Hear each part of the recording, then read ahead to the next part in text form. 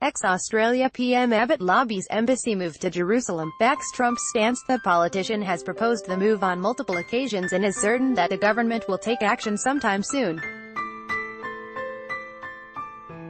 Tony Abbott, who served as Australia's Prime Minister from 2013 to 2015, noted to the Jerusalem Post that he had proposed the embassy move back in December 2016, before Trump's respective order. Referring to his years in office, Abbott, currently on a trip to Israel as a participant of an event involving Australian, Israeli, UK and US politicians, NGOs and academics, said the motion, "I wasn't on his radar," as he first floated the idea during Trump's presidential campaign, picking up on the latter's pledge. Abbott returned to the issue last May, though, when he arrived in Israel to receive an honorary doctorate from Tel Aviv University, maintaining his rhetoric back home, in solidarity both with the US and Israel.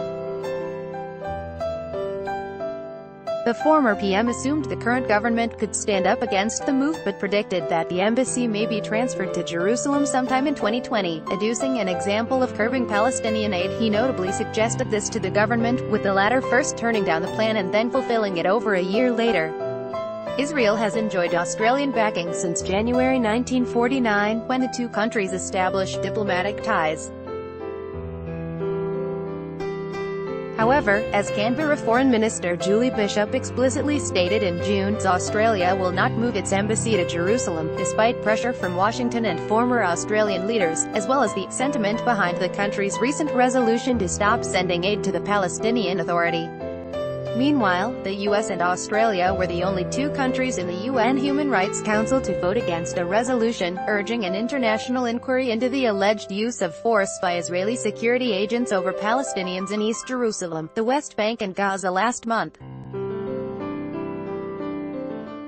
The situation on the Israeli-Gaza border has significantly worsened over the past several months.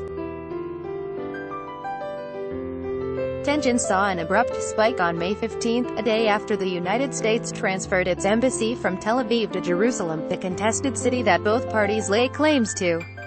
At least 60 Palestinian protesters were killed at the time and more than 2,400 injured in clashes with the Israeli Defense Forces in the area.